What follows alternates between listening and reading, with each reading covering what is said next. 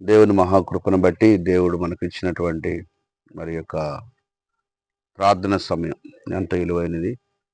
ఎంతోమంది మరి ఈ సమయంలో అయితే ఎక్కువ మంది పనులు చేసుకుంటూ ఉన్నారు. ప్రార్థనలు పెట్టినా కూడా రావడానికి కొంచెం వారికి కష్టంగా ఉండొచ్చు ఒకవేళ. మరి అందరిని కూడా మనమే అర్థం చేసుకోవాలి.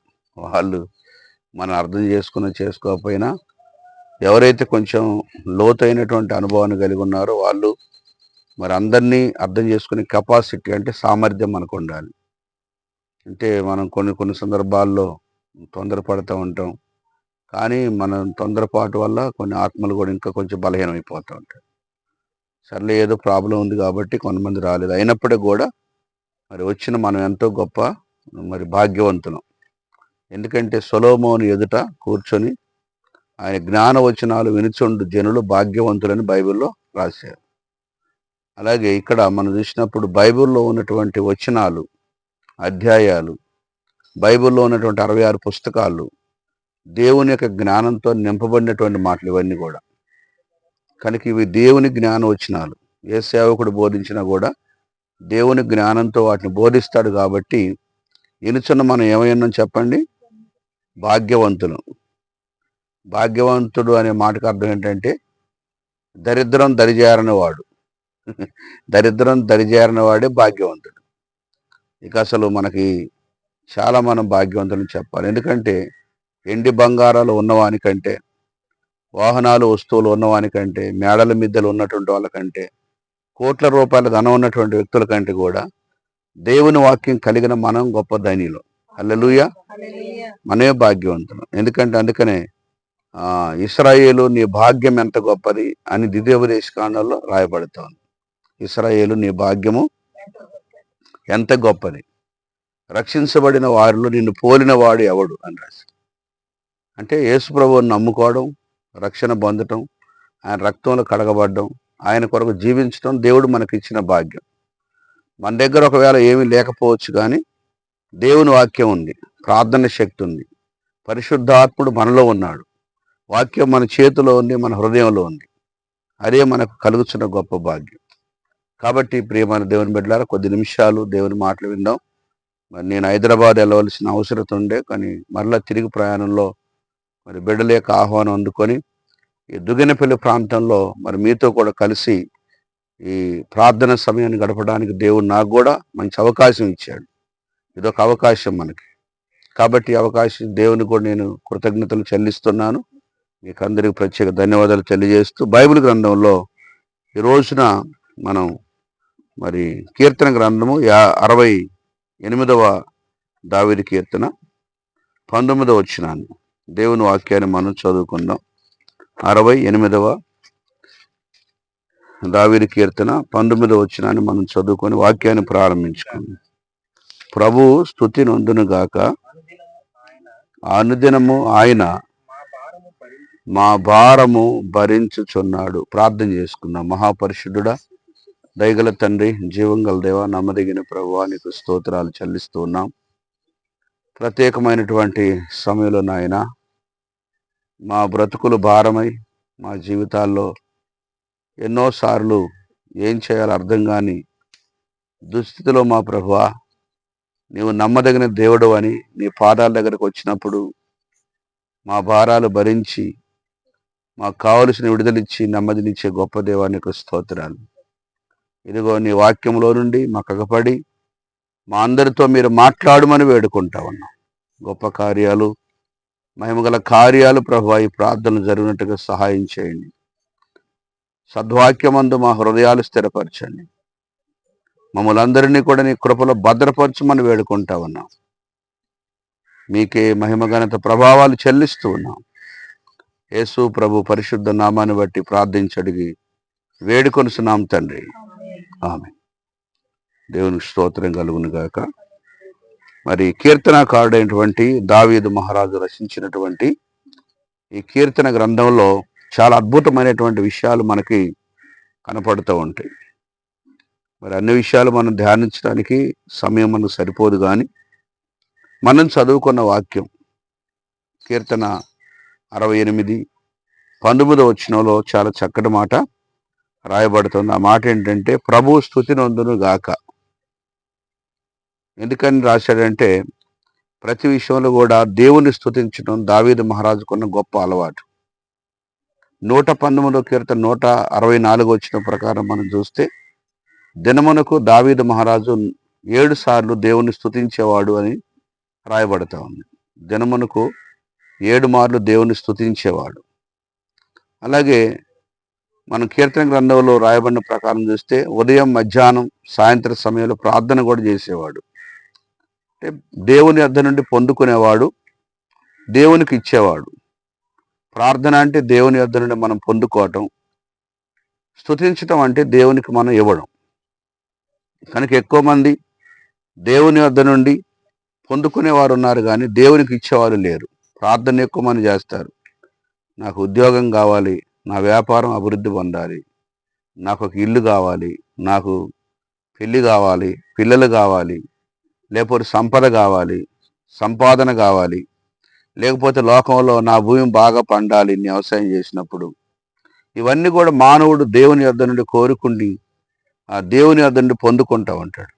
సరే, దేవుడు కూడా అడిగేవానికి ఇచ్చేవాడు, తట్టేవానికి తీసేవాడు, వెరికేవారికి దొరికేవాడు. దేవుడు ఎప్పుడు కాదనడు. ఎందుకంటే తల్లిదండ్రిగా మన పిల్లలకు మనం కొరత చేయొచ్చు కానీ దేవుడు మరి ఆయనకి మనం ఆత్మ సంబంధమైన పిల్లలం కాబట్టి ఆయనలో నుండి వచ్చినటువంటి వాళ్ళం కాబట్టి మనకి ఏది కూడా భూమి మీద ఉండగా లేకపోతే పరలోకంలోనైనా ఎక్కడైనా కూడా దేవుడు మనకి ఏ కొరత కూడా చేయడు. ఒకవేళ దేవునికి విరోధంగా ఉంటే మనం ఏం చేయలేం. కానీ దేవునికి అనుకూలంగా ఉన్న ప్రతి వ్యక్తికి కూడా వర్ధిల్లడానికి, అభివృద్ధి పొందడానికి దేవుడు తప్పకుండా సహాయం చేస్తాడు. కాబట్టి వాక్యంలో మనం గమనించినప్పుడు ప్రభువుని మనం స్తుతించాలి. ప్రభువుని ఏం చేయాలి? స్తుతించాలి. ఎందుకని అంటే అక్కడ అన్నాడు, ఆయన అనుదినము కూడా మా భారము భరించుచున్నాడు. అనుదినము దేవుడు మన భారాన్ని ఎవరు భరిస్తారు? మన భారాన్ని. మనిషి భారాన్ని మనిషి భరించలేడు. వాస్తవానికి ఒక కుటుంబ భారాన్ని మరో కుటుంబం భరించలేదు. ఒక బంధువు మన ఇంటికి వస్తే 3 రోజులు అయిపోతే తర్వాత ఎప్పుడు వెళ్ళిపోతారని చూస్తాం మనం. లేకపోతే మనకి ఎంత ఇష్టమైనటువంటి వాళ్ళు అయినప్పుడు కూడా మన జీవితాల్లో వాళ్ళ గురించి మనం మేము ఇంకా మిమ్మల్ని పోషించలేము, మీ భారం అంతా మా మీద వేస్తే మేము భరించలేము. కొంతమంది పిల్లలకి వివాహాలు జరిగించిన తర్వాత కూడా ఒక 30 ఏళ్ళు అయినాక లేకపోతే ఒక 40 ఏళ్ళు సాదుకున్నా కూడా తర్వాత అరే బాబు ఎన్నేళ్ళకైనా ఏరు తప్పదు, 100 ఏళ్ళకైనా సావు తప్పదు, కనుక ఎవరు బతుకు వాళ్ళు బతకండి అని వాళ్ళ భారం వాళ్ళకి అప్పచెప్పి మనం కొంచెం ప్రశాంతంగా ఉండే ప్రయత్నం చేస్తాం. అంటే మనుషుడి యొక్క భారం మనుషులు భరించలేరు, కుటుంబ భారం కుటుంబం భరించలేదు, లేకపోతే మరి పిల్లల భారాన్ని తల్లిదండ్రి భరించలేరు. కనుక ఏం చేస్తూ ఉన్నారు? పిల్లలు పుట్టిన తర్వాత ఓ 10 ఏళ్ళు మన ఇంటి దగ్గర ఉంచుకొని 11 సంవత్సరాలు తీసుకెళ్ళి వాడిని హాస్టల్లో పడేస్తారు. హాస్టల్లో పడేసి మీ ఇక్కడ నుండి నువ్వు 5వ తరగతి ఆ నుండి 10వ తరగతి దాకా నువ్వు హాస్టల్లో ఉండాలి, డిగ్రీ వరకు హాస్టల్లో చదువుకో, నీకు ఉద్యోగం వచ్చినా చదువు. ఈ రోజులలో హాస్టల్ అయితే గవర్నమెంట్ చాలా భరిస్తూ ఉంది.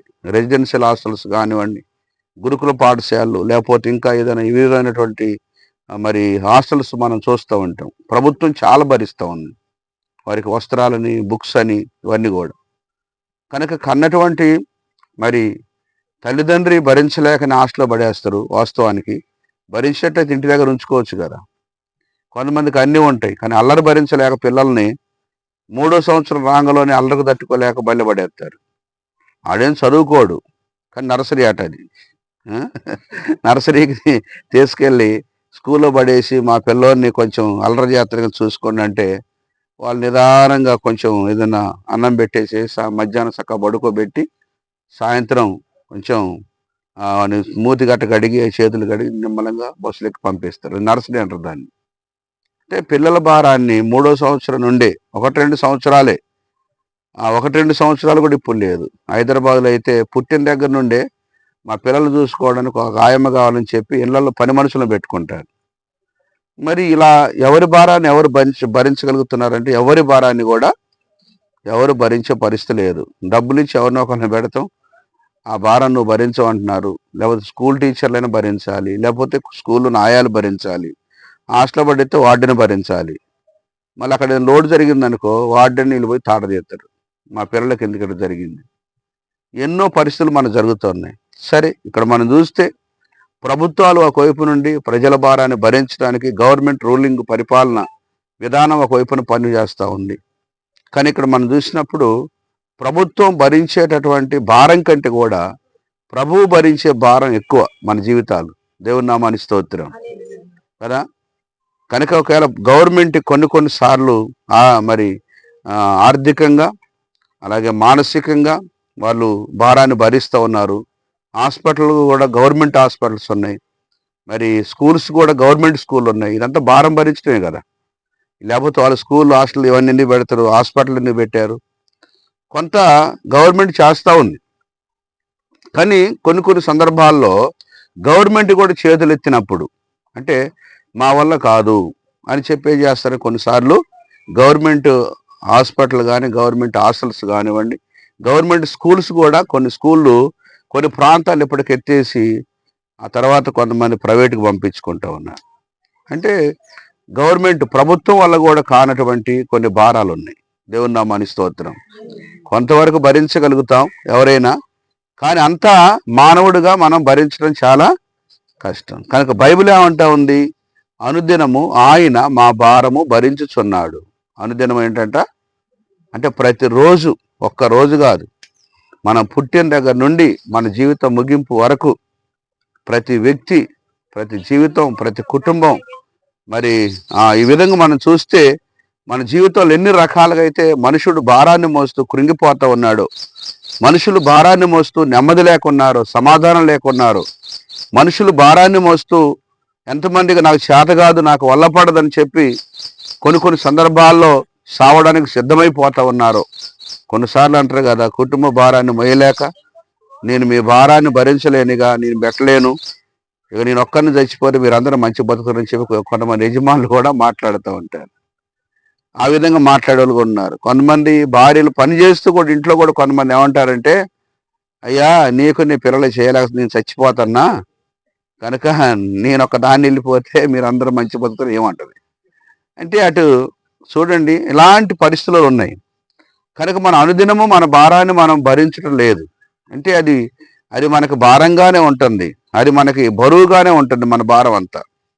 కనుక ఎప్పుడైతే మన చేతులు ఎత్తేసి నా వల్ల కావట్లేదు, ఈ కుటుంబం నా వల్ల కావట్లేదు, ఈ పిల్లలు నా వల్ల కావట్లేదు, లేకపోతే చేసుకున్న భర్త చేసుకున్న భార్య కూడా నా వల్ల కావట్లేదు, ఈ భారం నేను భరించలేక చస్తున్నా అని ఇలాంటి పరిస్థితులు మన చేతులు ఎత్తినప్పుడు మరి మన భారాన్ని భరించేది ఎవరు?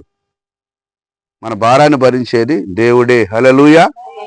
కొంతవరకు ప్రభుత్వాలు చేస్తున్నప్పుడు కూడా ప్రభుత్వం చేతులెత్తిన సమయాల్లో, కుటుంబాలు యజమానులు చేతులెత్తిన సమయాల్లో, మా వల్ల కావట్లేదు అనుకున్న సమయాల్లో ప్రభువే మన భారాన్ని భరిస్తూ ఉన్నాడు. కాబట్టి మనం ఏం చేయాలంటే ప్రతిరోజు కూడా మన ప్రార్థనలో, దేవా నా భారమైన, నా కుటుంబ భారమైన, నా పరిస్థితుల యొక్క ప్రభావమైన దేన్ని కూడా నేను భరించలేకపోతా ఉన్నాను, నాకు బరువు అయిపోయింది, నిజంగానే నీ చాలా ఇబ్బందులు పడుతున్నాం, కనుక మా భారాన్ని మోయవలసినటువంటి వాడు నీవే అని చెప్పి మన భారాన్ని దేవునికి అప్పగించుకోవాలి. హల్లెలూయా. ఎందుకంటే బైబిల్లో ఒక చక్కని మాట, యేసు ప్రభువారు ఈ లోకములో శిశువుగా పుట్టేటప్పటికి ఆయన భుజం మీద రాజ్యభారం ఉండెను అనే మాట రాశారు. యెషయా గ్రంథం 9వ అధ్యాయం 6వ వచనంలో మనం చూస్తే, యాలయనగా మనకు శిశువు పుట్టెను, మనకు కుమారుడు అనుగ్రహించను, అతని యొక్క భుజం మీద రాజ్యభారం ఉండును, ఆశ్చర్యకరుడు, ఆలోచనకర్త, బలవంతుడే దేవుడు, నిత్యుడగు తండ్రి, సమాధానకర్తయగు అధిపతి అతనికి పేరు పెట్టబడి అని దీంట్లో మధ్యలో సెంట్రల్ ఏం రాశారంటే ఆయన రాజ్యభారాన్ని మోసాడనే మాట రాశారు. దేవుని నామానికి స్తోత్రం.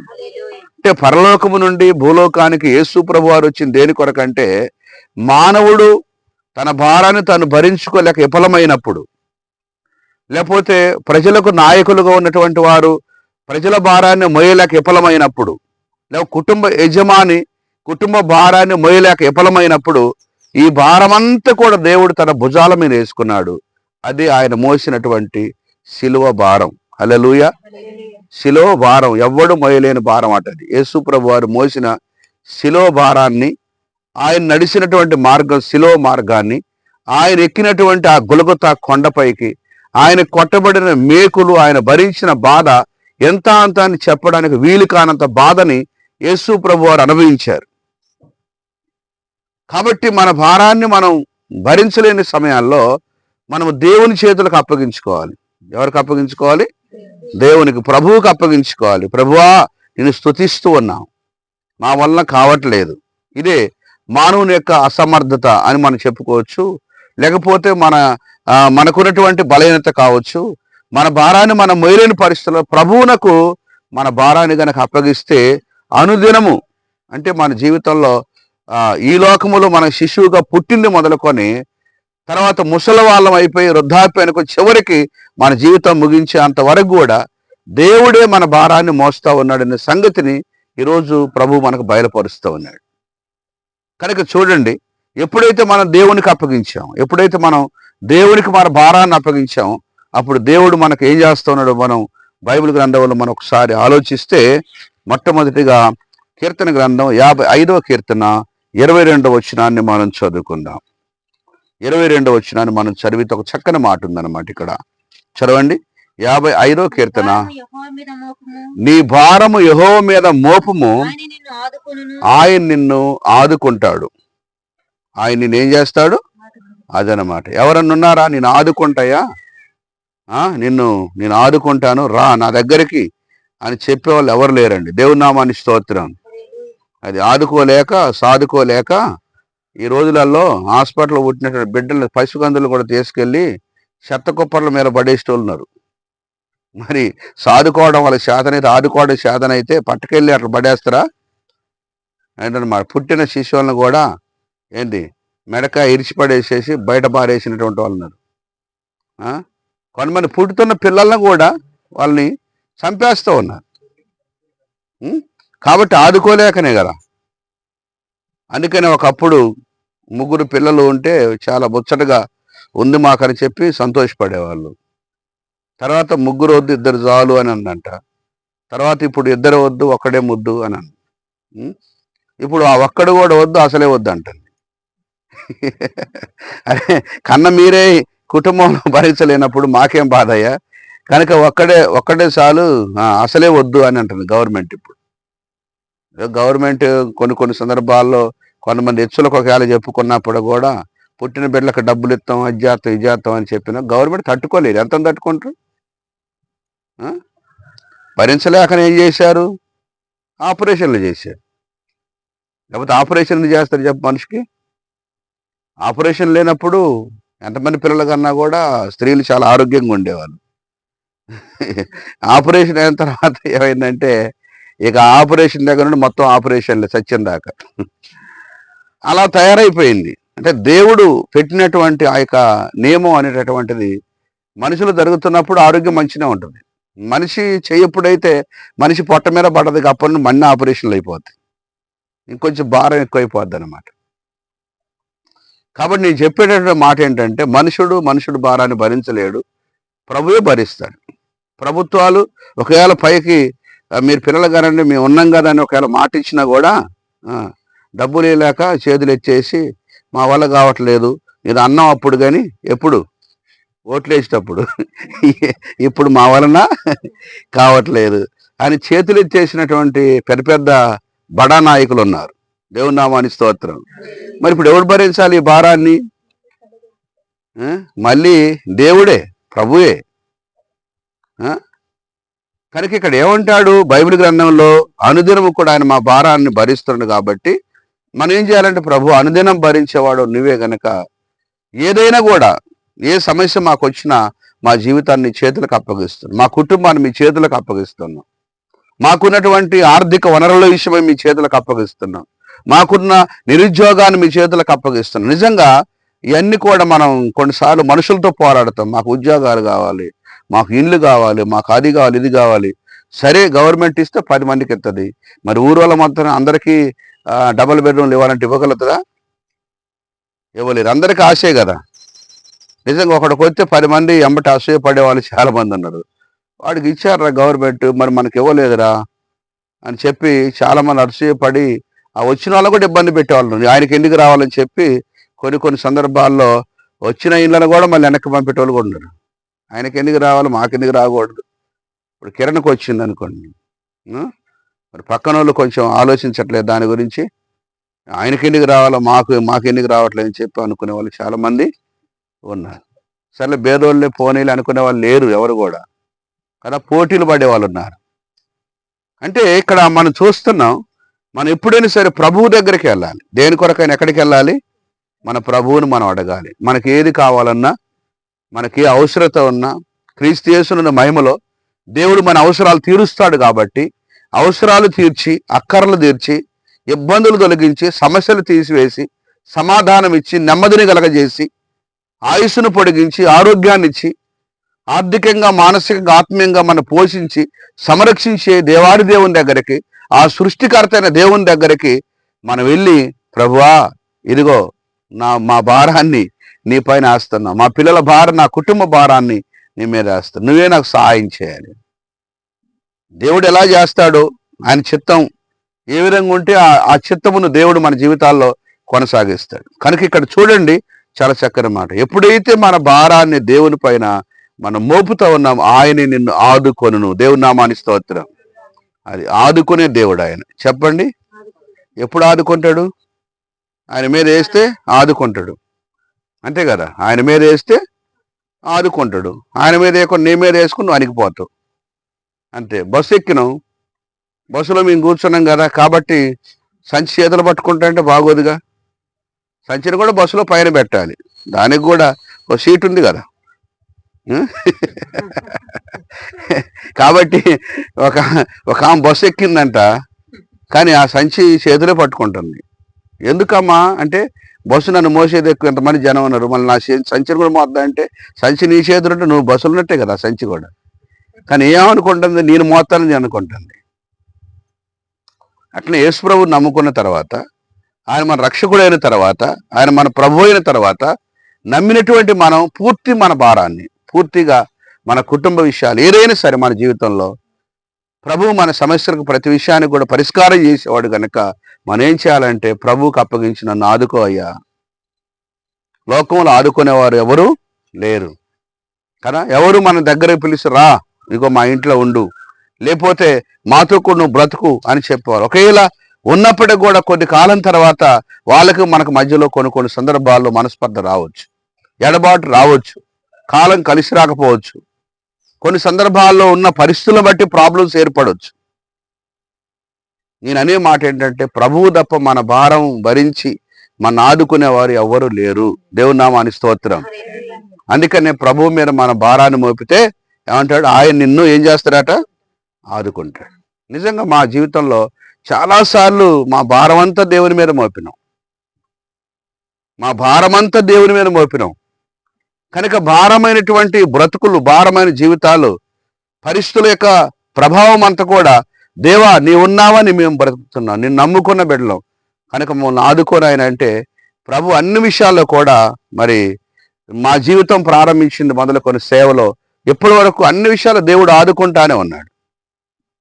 ఇంకోటి ఏంటంటే, ఈ మధ్యకాలంలో మేము 2025లో దేవుడు నాకు ఇచ్చినటువంటి ప్రేరేపణ ప్రకారంగా హైదరాబాద్లో, వరంగల్లో సేవ మొదలు పెట్టినప్పుడు నేను ఏ మనుషుల మీద ఆనుకోలేదు. ఎవరన్నా సహాయం చేస్తారా, లేకపోతే ఏదన్నా ఆదుకుంటారా, లేకపోతే సేవ పెడుతున్నా అక్కడ చాలా ఖర్చు ఉంటుందని ఎవరితో చెప్పలేను నేను.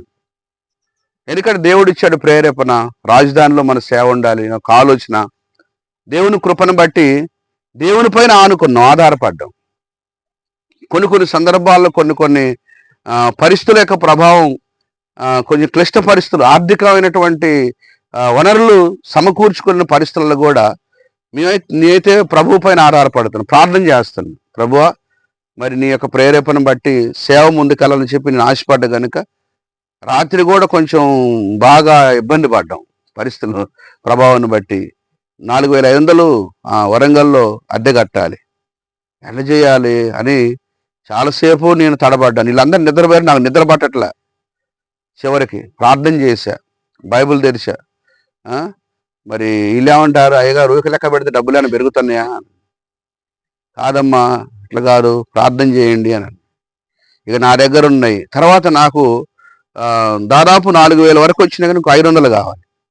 ఏం చేయాలి, ప్రార్థన చేయమని చెప్పి పడుకున్న తర్వాత నాకు బైబిల్ గుర్తొస్తూ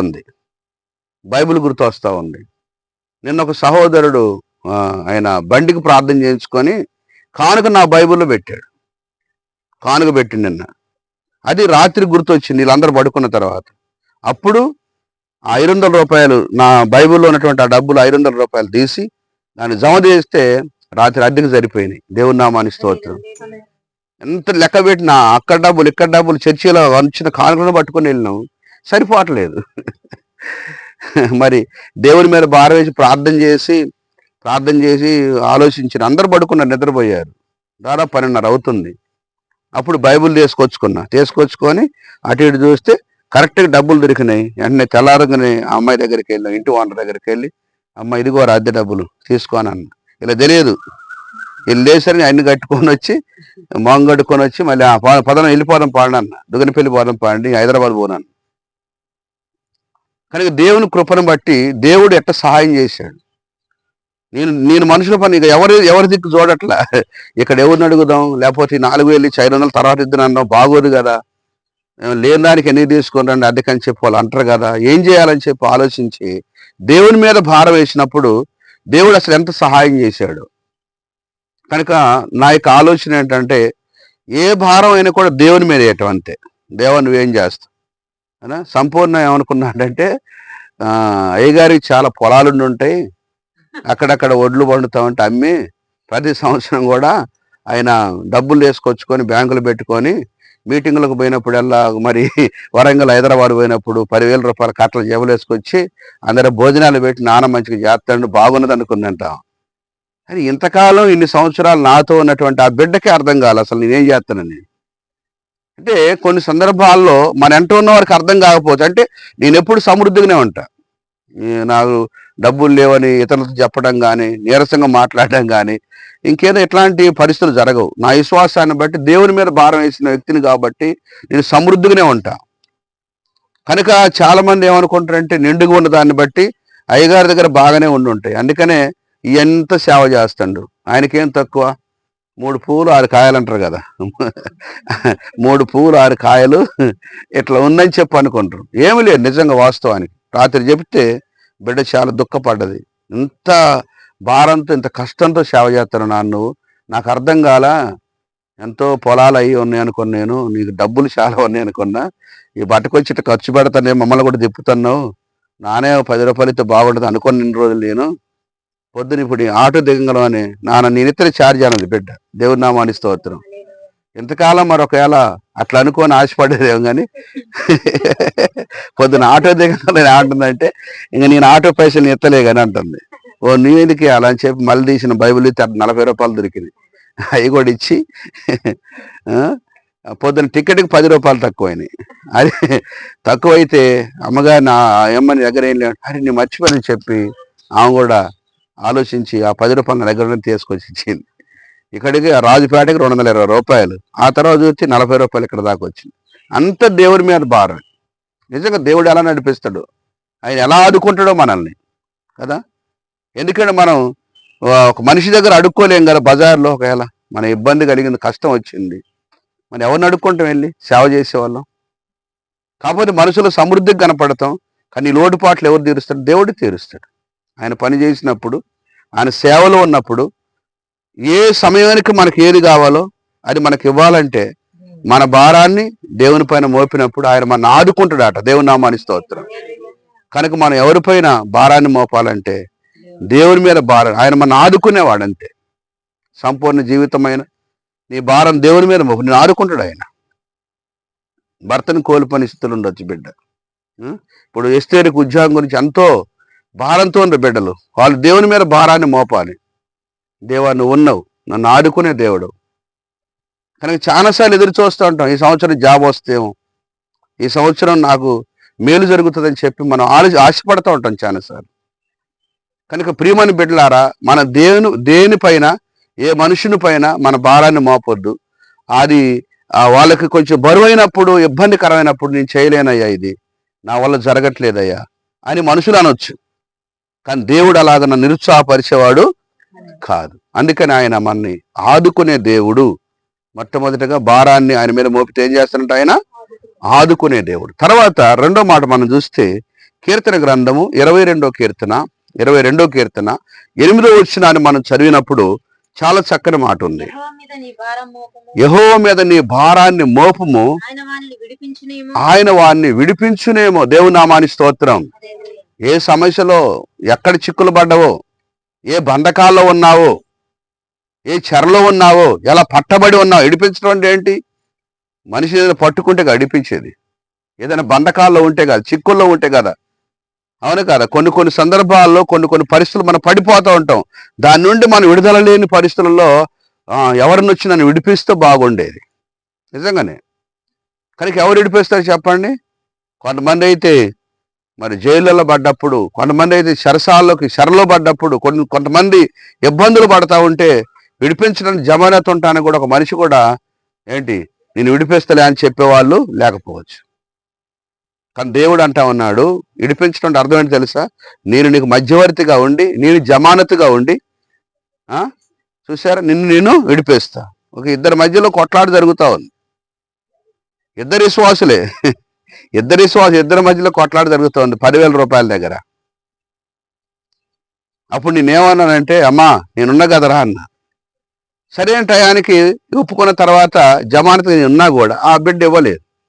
ఏమొచ్చి అడుగుతా ఉంది, నువ్వు మధ్యలో ఉన్నావు కదా, కనుక ఇవ్వలేదు కాబట్టి నువ్వు ఇయ్యి ఇప్పుడు అన్నది. అమ్మ ఇంకో 10 రోజులు టైం పెట్టిందిరా అన్న. ఆగను నేను, నువ్వు ఒప్పుకున్నావు కాబట్టి నువ్వు ఇవ్వు. మరి ఇలాంటి సమస్యలు వస్తాయి. మధ్యవర్తికి ఉంటే ఎట్లా వస్తాయి చెప్పండి? వాడు ఇయ్యనప్పుడు మన మీద నెత్తి మీద పడుతుంది భారం. అంటే మన గొడవ పెట్టుకున్నట్టే. అప్పులోడికి మన మధ్యవర్తికి ఉంటే మనల్ని కుదవ పెట్టుకున్నట్టే. అక్కడ మన నిలువని గొడవ పెట్టినట్టే, మన జీవితం కుదవ పెట్టినట్టే. మరి ఇప్పుడు ఎవరు కుదవ పడ్డారు తెలుసా మన గురించి? మధ్యవర్తిగా ఉండి విడిపించడానికి యేసు ప్రభువారు మధ్యవర్తిగా వచ్చాడు. నరులకి దేవునికి మధ్యవర్తి ఒక్కడేనంట. దేవుని నామాని స్తోత్రం. ఆయన క్రీస్తు యేసు అని నరుడు. మనకి విడుదల లేదు. ఏదో బంధకాల పడ్డా, ఏదో చిక్కుల్లో పడిపోయినా, మనం విడుదల లేని పరిస్థితులు ఉన్నాం, ఏదో చెరలో పడిపోయినాం. నిడిపించే నాదులు లేడు. కొంతమందికి నిజంగా ఇడిపించే వాళ్ళు లేక కొన్ని సంవత్సరాల పాటుగా ఎక్కడెక్కడో జైళ్ళల్లో ఉండి భయంకరమైనటువంటి దుర్భరమైన పరిస్థితులు అనుభవించే వాళ్ళు కూడా ఉన్నారు. ఇశ్రాయేల్ పరిస్థితి కూడా అలాగే కొన్నిసార్లు విడుదల లేకుండా ఉన్న సందర్భాలు ఉన్నాయి. 430 సంవత్సరాలు ఐగుప్తు బానిసత్వంలో వారు ఉన్నప్పుడు మరి విడుదల లేని పరిస్థితుల్లో వారు ఉన్నారు. దేవుడు తప్ప వారిని ఎవరు విడిపించారు? ఐగుప్తు సంఖ్యలో ఉంటే మోషే గారు వెళ్ళారు. ఇంకా బాధలు ఎక్కువైనాయి, ఇంకా శోధనలు ఎక్కువైనాయి, ఇంకా కష్టాలు ఎక్కువైనాయి. చివరికి 10 అద్భుతాలు చేసినా కూడా ఫరో రాజు మీరు వెళ్ళంటారా బాబు అనలే. దేవుడే వారిని విడిపించాడు. దేవుడు వారిని విడిపించి పాలస్తీనా దేశానికి, వాగ్దాన దేశానికి దేవుడు నడిపించాడు. ఆ రోజున దేవుడు విడిపించకపోతే ఇశ్రాయేలు ప్రజలకు విడుదలే లేదు. వాళ్ళు విడుదల పొందేవాళ్ళేనా? ఈ రోజున ఏ విషయాల్లో మనం బంధించబడి ఏంటి చిక్కుల్లో పడి ఉన్నాం, ఆ పరిస్థితుల నుండి కూడా దేవుడు మనం ఏం చేస్తాడంట? ప్రభువా నేను విడుదల పొందలేకపోతాను దీని నుండి. కనుక విడుదలిచ్చే దేవుడే. అయితే బైబిల్ ఏమంటాం తెలుసా? నీ భారం ఆయన మీద మోపినప్పుడు ఆయనని విడిపించునేమో. దేవుని నామాని స్తోత్రం. విడిపిస్తాడు, తప్పకుండా విడిపించాడా? విడిపిస్తాడు దేవుడు. ఎట్టి పరిస్థితులలో కూడా నీ ఎంత చిక్కు సమస్యలు ఉన్నప్పుడు కూడా అలాంటి పరిస్థితుల నుండి దేవుడు విడిపించేవాడు ఆయన. కానీ ఒకటేంటి మనం చేసే పని ఏంటంటే, ప్రభువా నువ్వు విడిపించక పూర్తిగా భారాన్ని దేవునికి అప్పచెప్పాలంతే. నువ్వు చేయగలవు, నువ్వు సమర్థుడు, నువ్వు శక్తిమంతుడు, నువ్వు బలవంతుడు, నాకు చేతగానే పనులన్నీ కూడా నువ్వు చేయగలవు దేవా. కనుక మనం ఎప్పుడైతే దేవునికి అప్పగించుకుంటున్నామో మన జీవితాల్లో దేవుడు మనం విడిపించే ప్రయత్నం చేస్తున్నాడు. ప్రయత్నం చేయడం కాదు, ఆయన విడిపించేవాడు కూడా. ఆ తర్వాత ఇంకో మాట కూడా చూడండి, ఆయన వానికి ఇష్టడేమనే మాట కూడా ఒక మాట ఉంటది అక్కడ 22. వాడు ఆయనకి ఇష్టడు కదా, వాడిని తప్పించునేమో. దేవుని నామాని స్తోత్రం. దావీదుకు ఒక పేరుందన్నమాట, దైవ చిత్తానుసారమైన మనసు గల వాడు, దేవునికి ఇష్టడనే పేరు దావీదుకు ఒకడికి ఉంది. దేవుని ఉద్దేశాలన్నీ కూడా నెరవేర్చేవాడు, దేవునికి ఇష్టమైన కుమారుడు అనే ఒక పేరుందన్నమాట. అంటే కొంతమంది ఎగతాళి చేస్తున్నారు బయట ఉండి, వాడు దేవునికి ఇష్టడు కదా, వాడు దేవునికి ఇష్టడుగా ఇంత సమస్యలు చిక్కులో పడ్డాడు, ఆయన దేవుడు విడిపించడా అని కొంతమంది బయట చేరి ఎగతాళి చేసి అవమానపరిచే వాళ్ళు ఉంటారు. మనం కూడా అంతే. కొన్నిసార్లు లోకం దృష్టిలో దేవుని బిడ్డలుగా మనం ఉన్నప్పుడు ఏదన్నా పరిస్థితుల ప్రభావాన్ని బట్టి మనకు కొంచెం చిక్కులు కనపడదు అనుకో, ఏం అంట ప్రార్థన చేస్తారుగా, వాళ్ళు ఎగిరెగిరి దూకి పాటలు పాడతారుగా, యేసయ్య గొప్ప దేవుడు అంటారు కదా, ఏమో వాళ్ళు విడిపించడు. దేవునికి అంత ఇష్టం అయితే దేవుడు బిడ్డలు కదా వాళ్ళు అని మన ఎగతాళి చేసేవారు కూడా ఉండొచ్చు. వాడు దేవునికి ఇష్టడు కదా అని అంటారట. తర్వాత దేవుడు వాడిని తప్పించునేమో. అవునా? దేవుడు తప్పించడా? దేవుడు విడిపించడా? ఎప్పుడు ఇవన్నీ జరుగుతున్నాయంటే మన భారాన్ని ఆయన పైన మనం మోపినప్పుడు మనకున్న ప్రతి సమస్య నుండి కూడా విడిపించడానికి దేవుడు సాహసం చేస్తున్నాడు. నా బిడ్డ నాకు ఇష్టమైన వాడు, నేను చెప్పినట్లు చేసి నా ఉద్దేశం నెరవేర్చేవాడు, నా చిత్తం నెరవేర్చే కుమారుడు. అయ్యో ఈ బాధలో ఉన్నాడా కనుక ఆ సమస్యలోకి వచ్చి దేవుడే దాన్ని దూరిపోతాడు అంతే. దేవుని నామానికి స్తోత్రం. కావాలని నీకు మధ్యవర్తిగా ఉండి నిడిపించడానికి, జమానత్ ఉండటానికి ఆయన ఇష్టపడతాడు. ఎవరి మధ్యలో అయినా కూడా ఏమిస్తారు చెప్పండి? జమానతు. నేను ఒకసారి చూశానమాట పెద్ద మనుషుల మధ్యలో, చిన్నతనంలో చూసి, ఇప్పుడు కాదు. జమానతును ఉండడం అంటే ఏం చేసేది? శివురు వాళ్ళు ఇడిచి ఒక ఎంత 2 అంగుళాల శివురు బుల్ల, ఇదిగో నేను జమానత్ తీసుకో అని. డబ్బులు లేవేంటి అక్కడ. జమానత్కి ఏంటి పెట్టేది? ఒక పుల్లే కదా. జమానత్కి ఏమిస్తారు తెలుసా? ఎవరు చూసారా? చూడలేదా? ఇదిగో ఇదే జమానత్ అని ఒక పొల్ల ఇరిచి ఆ పొల్ల ఎత్తారు. ఆ పుల్ల పట్టుకోరా, నువ్వు మధ్యవర్తి, సరే వాటిదంతా మొత్తం నువ్వు మొయ్యాలి రారా అని చెప్పి మధ్యవర్తి పెట్టి అప్పుడు తాగటానికి పోతారు పెద్ద మనుషులు. ఇక తగారు పంచాయతీ తీరిపోద్ది అనమాట. లేకపోతే వాడిని రోజు పిలవటం, వాడిని చిక్కులు పెట్టడం, రోజు వాడు చేసిన తప్పుని గురించి నవ్వటం, వాడు చేసిన దాని గురించి 10 మందిలోకి పంచాయతీ చేయటం, ఇవి జరుగుతూ ఉంటాయి. అంటే ఇలాంటి చిక్కులు అన్నిట్లలో కూడా దేవుడు మనం విడిపించాడు. నిజంగా దేవుని గొప్పతనం ఏంటంటే ఆయన మనకి ఇచ్చిన గొప్ప విడుదలే. ఆయనకు మనం ఇష్టలం కదా, దేవుడు మనం తప్పిస్తాడు, మనకు విడిపిస్తాడు దేవుడు. అయితే బైబిల్లో ఒక మాట ఏంటంటే నీ భారం ఆయన మీద మోపంతే. కనుక కీర్తనలో 55:22 ఏమన్నాడంటే ఆయన ఆదుకుంటాడనే మాట రాశారు. తర్వాత 22వ కీర్తన 8వ వచనం రాశారంటే ఆయన విడిపించునని మాట రాయబడ్డాడు. దేవుని నామానికి స్తోత్రం. కనుక మొట్టమొదటిగా ఆయన ఆదుకునేవాడు. నీ భారాన్ని ఆయన మీద మోపితే, రెండవది నీ భారం ఆయన మీద మోపితే ఆయనను విడిపించేవాడు. అది ఎటువంటి సమస్య అయినా పర్లేదు. ఆ తర్వాత మన దేవుని వాక్యాన్ని మనం చూస్తే యేసు ప్రభు వారు ఒక మాట చెప్పారు. మత్తయి సువార్త 11వ అధ్యాయము 28వ వచనాన్ని కనుక మనం చదువుతా ఉన్నప్పుడు ఒక చక్కని మాటని మనం చూడగలుగుతాం. మత్తయి సువార్త 11వ అధ్యాయము 28వ వచనాన్ని మనం చదువుకుందాం. ప్రయాసపడి భారం మోసుకొనుచున్న సమస్త జనులారా నా యొద్దకు రండి, నేను మీకు విశ్రాంతిని కలుగజేస్తాను. దేవుని నామానికి స్తోత్రం కలుగును గాక. దేవుడు మన భారాన్ని ఆయన మీద మోపినట్లయితే, ఇక్కడ ఒక జాతి, ఒక మతం, ఒక కులం, ఒక మనిషి అని లేదు. ఇక్కడ కొంతమంది మా జాతి వాళ్ళు, మా కులం వాళ్ళు, మా వాళ్ళు, ఇల్లు, మా బంధువులు అని ఒక భేదాభిప్రాయం, ఒక స్వార్థం అనేది మనుషుల్లో ఏర్పడతా ఉంది. ఈరోజు ఎక్కడ కూడా ముఠాలు, ఎక్కడ చూసినా కులాలు, ఎక్కడ చూసినా ఒక రకమైన మనస్తత్వాలు, స్వార్థం. కానీ దేవునికి ఏ స్వార్థం లేదు. స్వార్థం అంటే ఆయన పుట్టింది ఎక్కడంటే యూదులలో పుట్టాడు. వాస్తవానికి ఇశ్రాయేల్ దేశంలో. ఆయన ఏం చెప్పేవాడు చెప్పండి? యూదులారా నా దగ్గర రండి, మీకు విశ్రాంతినిత్తని చెప్పేవాడు. లేకపోతే యూదులారా నా దగ్గరికి రండి, నేను మిమ్మల్ని విడిపిస్తానని చెప్పేవాడు. యూదులారా నా దగ్గర రండి, నీకు మిమ్మల్ని ఆదుకోండి అని చెప్పేవాడు. అలా అనలా యేసు ప్రభు వారు. సర్వ ప్రపంచంలో ఉన్నటువంటి ప్రతి మానవుని ఆయన పిలిచాడు.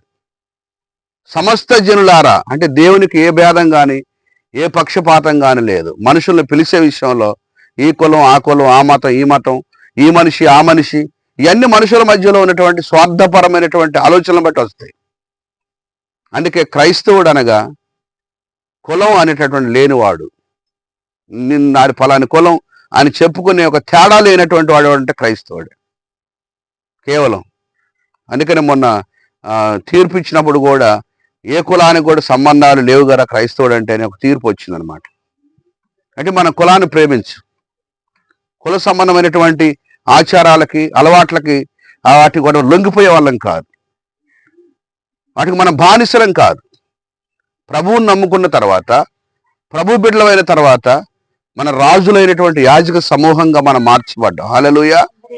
ఎందుకంటే దేవుడు చీకట్లో ఉన్న మనల్ని ఆశ్చర్యకరమైన తన వెలుగులోకి మనం పిలుచుకున్నాడు ఆయన. అందువలన దేవుడు మనం ప్రత్యేకించాడు, లోకం నుండి మనం ప్రత్యేకించాడు. సో లోకంతో మన సంబంధం లేదు, లోకంతో రాజీ పడే పని కూడా లేదు. ఎందుకంటే మన పరలోక సంబంధులం, మన ఆత్మ సంబంధులం. పరిశుద్ధ ఆత్మని యొక్క సహవాసం ద్వారా వెలిగించబడిన మన జీవితాల్లో ప్రభువునకు అంకితమైన హృదయం కలిగి సమర్పణ గల జీవితాలు కలిగినటువంటి వాళ్ళం. అందుకని వాక్యం సెలవిస్తున్న మాట ఏంటంటే, ప్రియమైన దేవుని బిడ్డలారా, దేవుడి యొక్క సన్నిధిలో అందరినీ కూడా దేవుడు ప్రేమించాడనడానికి, అందరినీ కూడా దేవుడు సహించాడనడానికి, అందరినీ దేవుడు ఆయన బిడ్డలుగా చేసుకోవడానికి గల కారణం ఏంటంటే, సమస్త జనులను కూడా ఆయన పిలిచాడు. ఆయనకు సంబంధించినటువంటి వాళ్ళ పిలవల, సమస్త జనులారా నా దగ్గరకు రండి, నా యొద్దకు రండి. ఎందుకంట సమస్త భారాన్ని మోసుకొనిచున్న సమస్త జనులారా. ఏ జనులాంటి వీళ్ళందరూ కూడా? భారం లేని కులం ఎవరు, భారం లేని మతం ఎవరు, భారం లేని మనిషి ఎవరు, భారం లేని కుటుంబాలు ఎవరు, భారం లేనటువంటి వాళ్ళు ఎవరని చెప్పండి. అందరికీ ఉంది భారం. కనుక ఈ భారం వల్ల కృంగిపోయి నశించిపోతా ఉన్నారు కనుక యేసు ప్రభువు వారు ఏం చేశారంటే, ఈ భారములన్నింటిని కూడా విడిపించి వారిని ఆదుకొని, అంత మాత్రమే కాకుండా వారి ప్రాణానికి విశ్రాంతి ఇవ్వడానికి వారిని రమ్మని పిలిచాడు. దేవుని నామానికి స్తోత్రం. కనుక ఈ లోకంలో మనిషికి ఏం లేదు తెలుసా? విశ్రాంతి లేదు, నెమ్మది లేదు, సమాధానం లేదు. ఇవన్నీ యేసు ప్రభు ద్వారా మాత్రం కలుగుతాయి. లోకంలో ఎంతమంది కొట్టుకున్నా, ఎన్ని జెండాలు ఎగరేసిన, ఏది చేసిన శాంతిని స్థాపించలేరు. యేసు ప్రభు తన రక్తాన్ని ధారపోశాడు. తన పరిశుద్ధ రక్తంతో నీతిని స్థాపించాడు, మన నీతిమంతులుగా మార్చాడు. ఆయన శాంతిని స్థాపించాడు.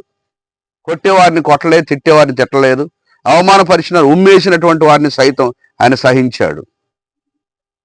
ఆయన ఇచ్చిన శాంతి మనకు చాలా గొప్ప శాంతిని అనుగ్రహించాడు. ఈ లోకమునకు శాంతికరమై ఉన్నాడు యేసు ప్రభు తప్ప ఈ లోకానికి శాంతి చేసే వాళ్ళు ఎవరు లేరు. ఈరోజు శాంతి శాంతి అని చెప్పుకుంటూనే మరణ ఆయుధాలు సంపాదించి, మరణ హోమాలు సృష్టించి మనుషుల్ని చంపేస్తూ ఉన్నారు. యుద్ధాలు ఎందుకు వస్తున్నాయి? మరణ హోమాలు ఎందుకు సృష్టించబడతాయి? శాంతి ఉంటే. యేసు ప్రభు అలా చేయలేదు. కాబట్టి ఇక్కడ మనం గమనించాలి, మరి లోకములో ఉన్న ప్రజల యొక్క భారం అంతా కూడా భరించడానికి, వారి ప్రాణానికి విశ్రాంతిని ఇవ్వడానికి ప్రభు వారిని పిలుచుకున్నాడు. అంటే అర్థం చేసుకోవాలి, మనం ఏ భారంతో ఉన్నామో ఆయన దగ్గరకు వచ్చినప్పుడు మన ప్రాణానికి ఏం దొరుకుతుందో తెలుసా? విశ్రాంతి దొరుకుతుంది. ఈ వారం రోజులు పనికి వెళ్ళిన రోజులు విశ్రాంతి దొరకదు నీకు. ఆటో 24 గంటలు డబ్బులు దొరుకుతాయి కానీ విశ్రాంతి దొరకదు. దేవుని నామానికి స్తోత్రం. అవునా? అంగన్వాడి పనికి వెళ్తే నెలకు 10,000 వస్తాయి కానీ విశ్రాంతి దొరకదు. సెల్ ఫోన్ షోరూంలో కూర్చుంటే అంతే. ఒక ఆదివారం ప్రార్థనమైన విశ్రాంతి దొరుకుద్ది కానీ 6 రోజులు విశ్రాంతి మనకు దొరకదు. పని చేసుకుంటాం మనం. మనిషికి పని కావాలి. ఎందుకంటే బుక్కడు అన్నం కావాలంటే మన రెక్కలాడితే మన డొక్క ఆడుతుంది. కానీ మనకి విశ్రాంతి ఎక్కడుంది? దేవుని దగ్గరకు వచ్చినప్పుడు విశ్రాంతి, వాక్యం విన్నప్పుడు, ప్రార్థన చేసినప్పుడు, ప్రభు పాదాల దగ్గరకు వచ్చినప్పుడు మన ప్రాణానికి గొప్ప విశ్రాంతి దొరుకుతుంది. అందుకని ఈ రోజున చాలా మంది ఏం చేస్తారంటే, క్రైస్తవులుగా మారడానికి గల కారణం ఏంటంటే, ప్రాణానికి విశ్రాంతి కావాలి, సమాధానం కావాలి. వారి జీవితాల్లో వారి దేవుని బిడ్డలుగా మార్చబడినప్పుడు ఇవన్నీ కూడా వారికి లభిస్తూ ఉన్నాయి. కాబట్టి ఇక్కడ చూడండి, చాలా చక్కటి మాట ఉంది. ప్రయాసపడి భారం మోసుకొనుచున్న సమస్తమైన జిల్లా నా యొద్దకు రండి, నేను మీకు విశ్రాంతిని కలుగు. తర్వాత చదవండి. నేను సాత్వికుడిని, దేన మనసు గలవాడిని గనుక మీ మీద నా కాడి ఎత్తుకొని నా యొద్ద నేర్చుకోండి, అప్పుడు మీ ప్రాణాలకు. ఆ దేవుని దగ్గర మనం నేర్చుకుంటామంటే వాక్యం, దేవుని దగ్గర మన పాటలు నేర్చుకోండి, దేవుని దగ్గర పరిచర్య నేర్చుకోండి, దేవుని యొద్ద మనం దేవుని పని గురించినటువంటి ఆలోచన కలిగి మనం బ్రతుకుతా ఉంటే మన ప్రాణాలకు గొప్ప విశ్రాంతి దొరుకుద్దంట. మీ ప్రాణములకు విశ్రాంతి దొరుకును. తర్వాత చూడండి, నా కాడి సులువుగా నా భారము తేలిగ్గాను ఉన్నది. చూసారా? నిజంగా దేవుని యొక్క సన్నిధిలో కూర్చోవడం ఇది ఒక భారమే, కానీ ఆయన భారాన్ని చాలా తేలిక చేశాడు దేవుడు మనకి. దేవుడి నామానికి స్తోత్రం. ఆయన మన ప్రాణానికి విశ్రాంతిని ఇచ్చాడు. కాబట్టి ఆలోచన చేసినప్పుడు అన్ని విషయాల్లో ఏ సమయాల్లో అయితే తర్వాత కూర్చో అక్కడ పెట్టు. కాబట్టి ఏ సమయాల్లో అయితే మనం భారంతో ఉన్నామో, అది ఏ సమయమైనా, ఏ సందర్భం అయినా, అది ఇంట్లో అయినా బయట అయినా, ఏ భారంతో అయితే నలిగిపోతున్నామో ఆ భారాన్ని దేవుని మీద పెట్టి, ప్రభువా నన్ను ఆదుకో. వింటున్నారమ్మా? ప్రభువా నన్ను ఆదుకో, ప్రభువా నన్ను విడిపించు, ప్రభువా నాకు విశ్రాంతి నువ్వు అని నువ్వు ప్రార్థిస్తే తప్పనిసరిగా ప్రభు పరలోకంలో ఉండలేడు. నీ ప్రార్థన ఆలకించి దేవుడు తప్పకుండా భూమిపైన నీకు ఏది కావాలో భూమి మీద పరలోకంలో ఎక్కడైనా నీతి న్యాయాలు జరిగించే దేవుడు కృపను అనుగ్రహించేవాడు కాబట్టి తప్పకుండా నీ వద్దకు వచ్చి నీ సమస్యకు పరిష్కారం చేసి నీకు కావలసిన సమాధానాన్ని అనుగ్రహిస్తాడు. దేవుని నామానికి స్తోత్రం. ఎందుకంటే హెబ్రీ పత్రిక చూడండి 12వ అధ్యాయంలో మొదటి వచనాన్ని, ఓ చక్కని మాటని మనం గమనించగలుగుతా ఉంటాం. హెబ్రీ పత్రిక 12వ అధ్యాయము 2వ వచనం చదవండి దయచేసి. 2వ వచనం, ప్రతి భారమును అనే మాట. ఆవరించి ఉన్న ఆ మనము కూడా ప్రతి భారమును సులువుగా చిక్కులు పెట్టే పాపాన్ని విడిచిపెట్టి విశ్వాసమును కర్తయు దాన్ని కొనసాగించువాడైన యేసు వైపునకు చూస్తూ మన ఎదుట ఉంచబడిన పందెములో ఓపికతో మనం పరిగెత్తాలి. దేవుని నామానికి స్తోత్రం. ఇంత గొప్ప సాక్షి సమూహం లాంటి మేఘములు ఆవరించిన భక్తులు ఎంతో మంది మన ఆవరించారు. ఎంతో మంది ప్రవక్తలు, ఎంతో మంది రాజులైన వారు, ఎంతో మంది మనకంటే ముందు మాదిరించిపోయిన భక్తులు ఎంతో మంది మన ఆవరించినారు. అయినప్పటికీ కూడా బైబిల్ ఏం సెలవిస్తుందంటే ప్రతి భారాన్ని సులువుగా చిక్కులు పెట్టే పాపాన్ని విడిచిపెట్టు. దేవుని నామానికి స్తోత్రం. ఈ రెండు అన్నమాట మనిషిని ఆధ్యాత్మికంగా ఎదగకుండా చేసే ఈ రెండు సాధనాలు ఉన్నాయి. ఒకటో భారం, రెండవది సులువుగా చిక్కులు పెట్టే పాపం. నేను అమ్మ చర్చికి రావట్లేదు, నా భారం నీకేం తెలుసు, నా ఒత్తిడి నీకేం తెలుసు, నా సమస్యలు నీకేం తెలుసు, నా కుటుంబ పరిస్థితి నీకేం తెలుసు పాస్టర్ గారు. మీరేంటంటే చర్చిలు పాస్టర్ గారు ప్రార్థన చేస్తారు, వాక్యం చెబుతారు, అంతే తెలుసు మీకు, కానీ మాకున్న పరిస్థితులు ప్రాబ్లమ్స్ మీకు తెలియదని చెప్పి చాలా మంది అంటారు.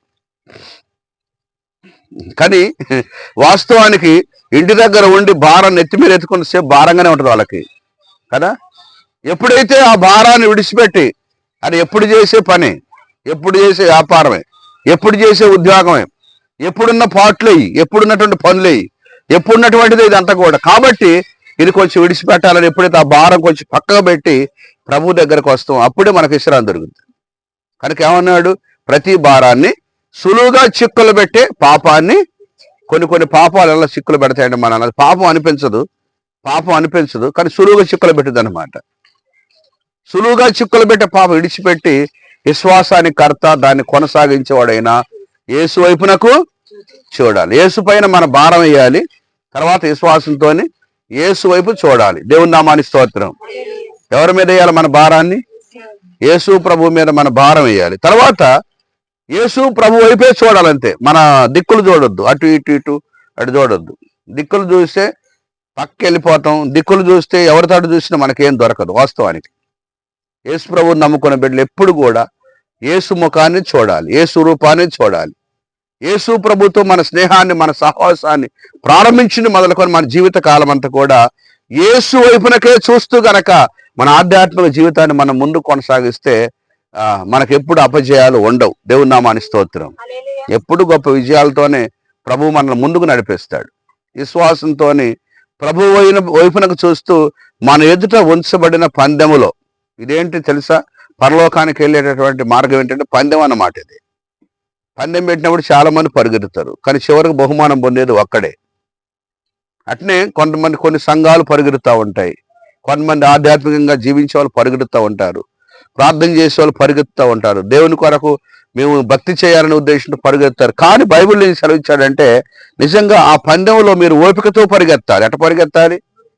అది కొంతమంది ఏం చేస్తారంటే ఇంకా వాళ్ళకే భక్తి ఉన్నట్టు, వాళ్ళకే శ్వాస ఉన్నట్టుగా 4 రోజులు భలే గమ్మత్ చేస్తారు వచ్చి మందిరంలో. 4 రోజులు అయిపోయిన తర్వాత ఇక మేము రాలేం కానీ మాకు చాలా ప్రాబ్లమ్స్ ఉన్నాయి అని చెప్పి కొంతమంది దేవుని సన్నిధి మానేసి తిరుగుతూ ఉంటారు.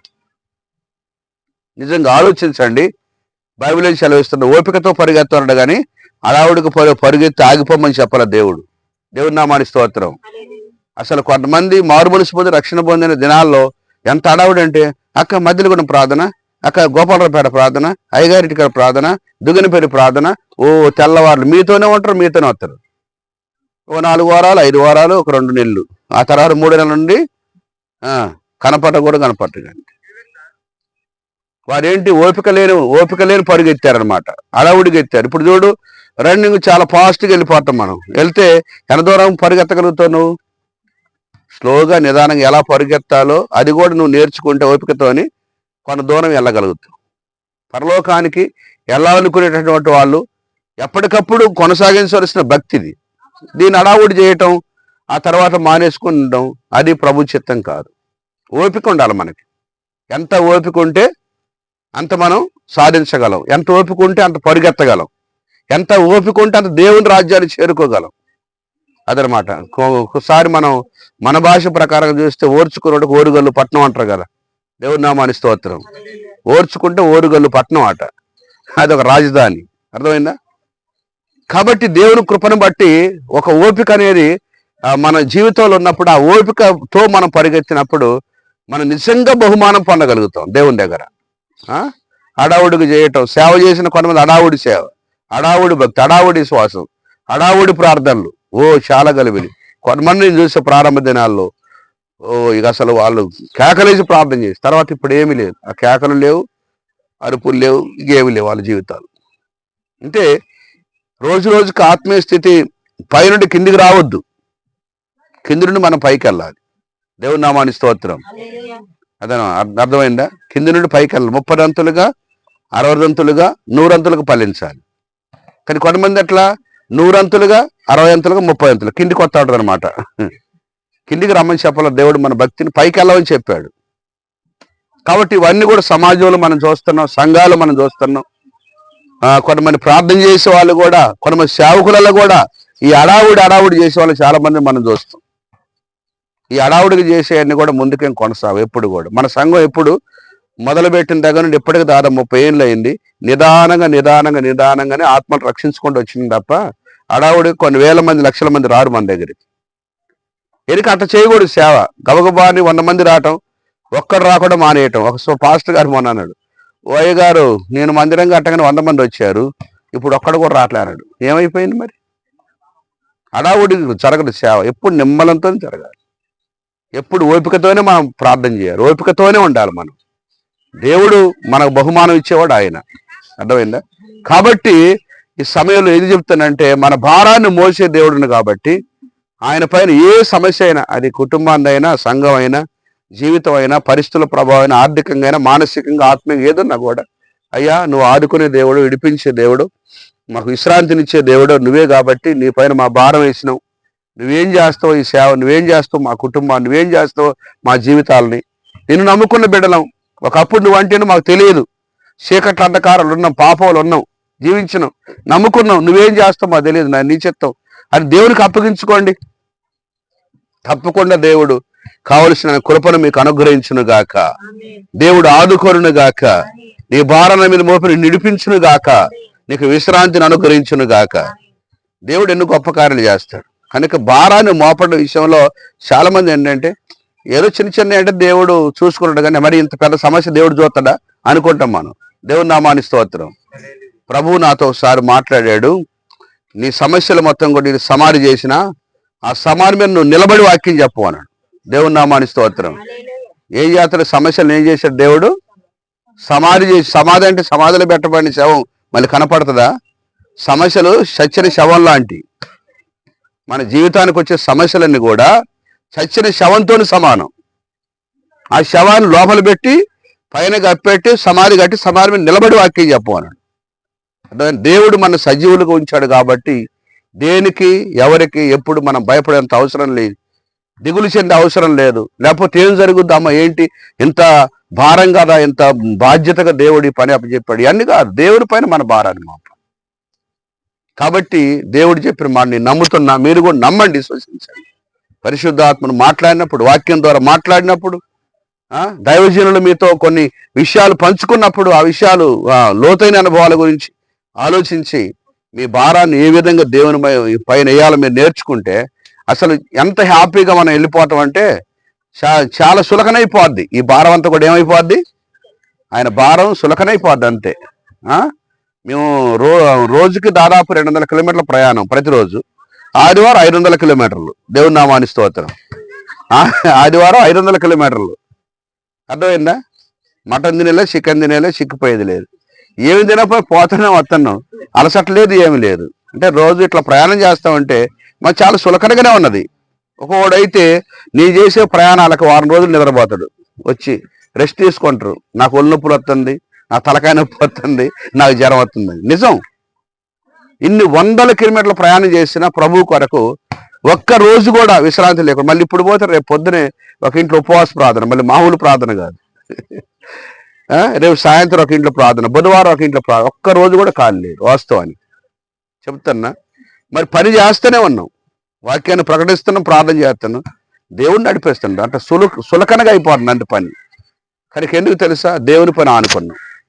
ప్రభువా ఈ భారం అంతా నీదే, నీ సేవకులం, మమ్మల్ని నీ యొక్క పాత్రగా నీ సాక్షిగా వాడుకో. ఎక్కడ నిలబడినా కావలసిన నీ కృపనిచ్చి మంచి ఆరోగ్యాన్నిచ్చి మమ్మల్ని కాపాడంతే. నీ పని చేస్తాం అంతే.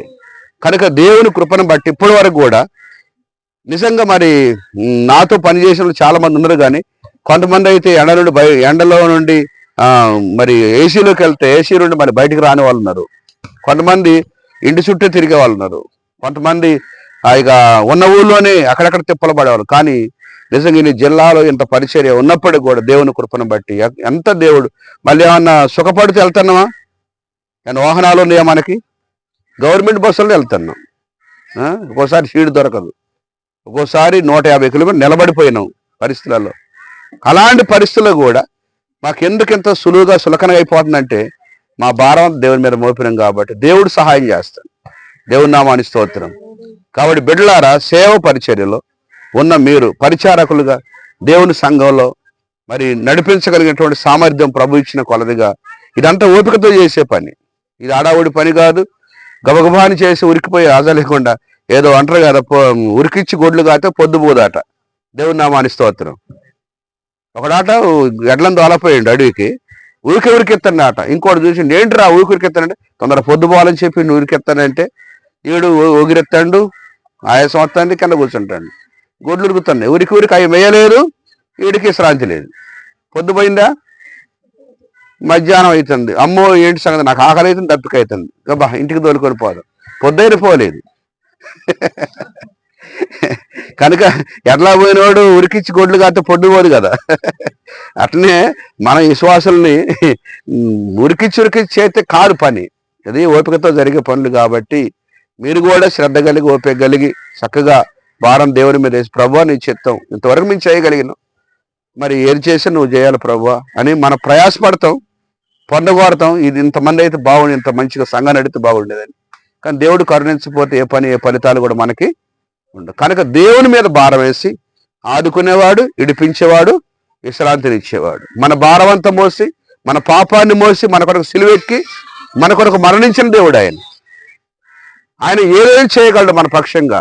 ఆయన అసమర్థుడు కాదు, ఆయన సర్వశక్తి కలిగిన దేవుడు, బలమైన దేవుడు మన పక్షంగా ఉన్నాడు. అలాంటి దేవుని సన్నిధిలో మనం ఉన్నాం. అటు కృప దేవుడు అనుగ్రహించి మనందరినీ కూడా తన సేవలో తన మహిమ కొరకు నడిపించునుగాక. ప్రార్థన చేసుకుందాం. అందరం కూడా కళ్ళు మూసుకొని ప్రార్థన లేకపోయిద్దాం.